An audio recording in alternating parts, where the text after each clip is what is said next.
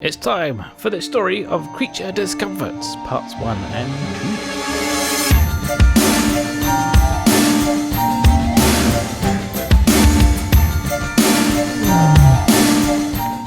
2. Welcome back, Jungle people, to Zealman's Visiting World. Okay, we are doing Creature Discomforts. We're doing parts 1 and part 2. This text is also available on Taskforce Timeslot News as well, and fully searchable, and it is unlocked when the event starts.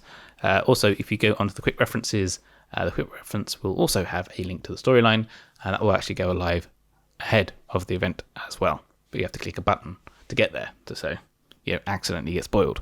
So, Creature Discomforts Part 1. Intro. Harry, the healers at St. Mungo's, and I have tried every charm, counterspell, and potion we could think of, but nothing worked. We're no closer to restoring Ron's memories than we were when we first rescued him from the Unforgivable. Hermione, the more I think about that day, the more convinced I am that there must be a mole within the Ministry. Seeing through our apologies potion is one thing, but to know where we're hiding the real Kit Gerard and Flavius Flint, yeah, that's what I said last time. Harry, an informant within our ranks does seem like the most reasonable explanation, doesn't it? Although it's hard to believe any of our co-workers, most of whom we've known for years, would betray us like that. Constance! Ah, crap, I've changed the background. Right, now with the correct background. Constance, Harry, Hermione, I've been looking everywhere for you. The Calamity is snatching baby beasts again. It's just like that time when Fawley used the surge to warn us about a rise in black market beast trading. Hermione, a new surge has begun. Harry and I have been so occupied with Ron and dealing with this aftermath of his abduction that I suppose we didn't notice. In any case, this is an interesting development. Could Grimm be trying to send us a similar message? Could it have something to do with the Unforgivable? I still haven't worked out the connection between baby beasts and everything else, apart from cute fluffiness. Anywho, baby three-headed dog. Ron. Helga. I was... Was Fluffy always this small? I recall him being scarier with bigger teeth and drool. Waterfalls of drool. Hermione. For the 100th time, Ron, I'm Hermione... Wait a minute. Did you say you remember Fluffy? Ron. A bit of a shock to me too. 1 second I'm staring at the dog. The next I'm having flashbacks of 3 pairs of bloodthirsty eyes sizing me up. Hermione, you can't even remember your wife's name, but you have no problem recalling Hagrid's 3-headed dog. How is that possible? Ron, don't ask me, Helen. I'm the one with amnesia. Remember? Hold on. Helen's not right, is it? Heather? Harmony? No. Oh, gosh. I told you this was a funny one. Baby Mooncalf. Hermione, I got in touch with Dorian Fungbury in Magical Law Enforcement. He's going to reach out to his underworld contacts to see if there's been another rise in illegal magical creature trading. If there has and the Unforgivable are involved, and as I suspect they are, this could be our opportunity to track them down. Harry, I can't believe I'm saying this, but catching the Unforgivable can wait.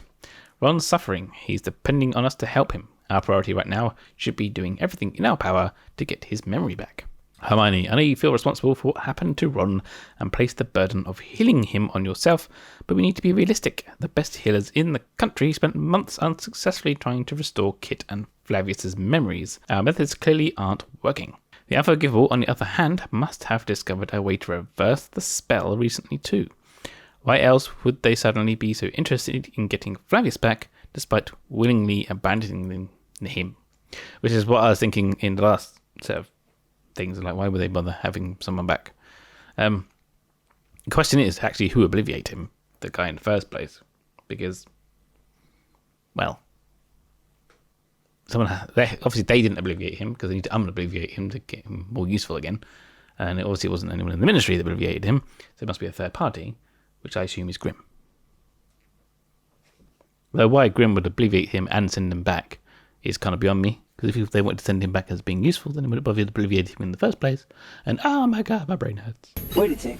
Basil, if I travel back to 1969 and I was frozen in 1967, presumably I could go visit my frozen self. But if I'm still frozen in 1967, how could I have been unthawed in the 90s and travel back to... Oh no, I've gone cross-eyed. Harry, you may be right, Hermione, about me curing Ron, the Unforgivable, all of it. I suppose if investigating black markets could lead us to the Unforgivable and a cure for Ron, then it's worth prioritising this investigation. Baby Acromantula. Ron! Ugh, a spider. I don't need my memories to know I hate them. Furry, 8-legged monsters. They'd eat us alive. They got the chance. Just like that bloody Aragog tried to. Harry, did you say Aragog? You remember him, Ron? Ron, how could I forget that 8 beady eyes, fangs as big as my hand, all his creepy little spider spawn. Thankfully that magical car rescued me. Not just me, us. Were you there? Hugh? It's still rather fuzzy. Hugh. Harry. It's Harry, actually. Clearly there are large gaps in your memory, but if your brain was permanently addled, you couldn't have remembered that night in the Forbidden Forest. There's still hope that your memories can be rescued. But why could you suddenly recall Aragog? Of all things, could our treatments be finally getting through to you? Is the memory loss only temporary? Did your fear of spiders trigger it, or something else entirely? Interesting thought. Addled, by the way, is actually a word used in the Harry Potter books, used to describe Lockhart. Anyway, one of the Forgivable's way of fixing the memories of their guys is by doing the same thing with Foundables. Using Foundables to trigger the memories. Seems to be a way of working.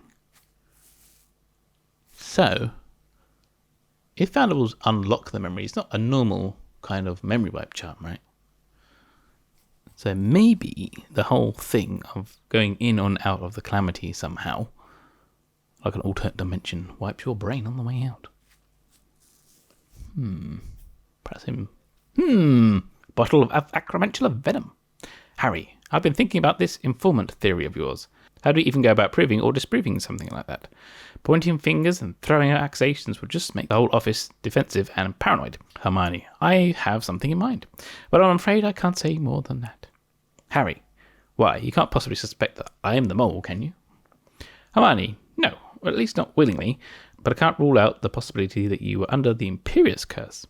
Of course, I think the chance of that being the case is extremely slim, but recent history has proven that we can't be too careful. And we all know that Harry is really crap at defending his brain. We are at a turning point, Harry. If we fail to catch the mole now, while they're unaware, the Unforgivable's influence will continue to spread within the ministry like this acromantula venom, until we're crippled entirely. It's a cool use of words. Hagrid's wooden flute. Gareth Greengrass. You again, huh? What are you doing here? I heard about what happened to Ron. If there's anything I can do for you or your family, please don't hesitate to ask. Hermione. Thank you, Gareth. Everyone's support has been instrumental in helping us get through this crisis. Though I worry about Rose and Hugo. They're coping, but it's a lot for a kid to handle. Gareth Greengrass. I understand. When my wife Aquila died, I worried a lot about how Sirius, my daughter, would cope. Hermione, I didn't know you had a daughter. There's funny names. You've never mentioned her before. Gareth Greengrass. She's grown, been out of the house for a while now. Anyway, my advice to you is to be upfront with your children. If you're honest with your own feelings, it'll encourage them to be honest with theirs. Baby them or shield them from the truth, and they'll only come to resent you. Well, at least he has wise words, even if he's sus. End. Hermione. I heard back from Dorian Fungbury, my friend in magical law enforcement. Apparently, multiple known magical creature poachers have been spotted in Cape Town, South Africa. Constance. Seems increasingly likely that this search is another warning from Grimm, doesn't it? But what does black market beast trading have to do with the Unforgivable or the Calamity? Hermione. Possibly nothing.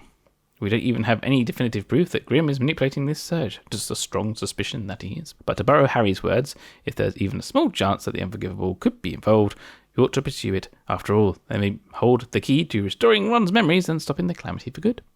Constance, in that case, why don't we use this time between waves to investigate this Cape Town lead further?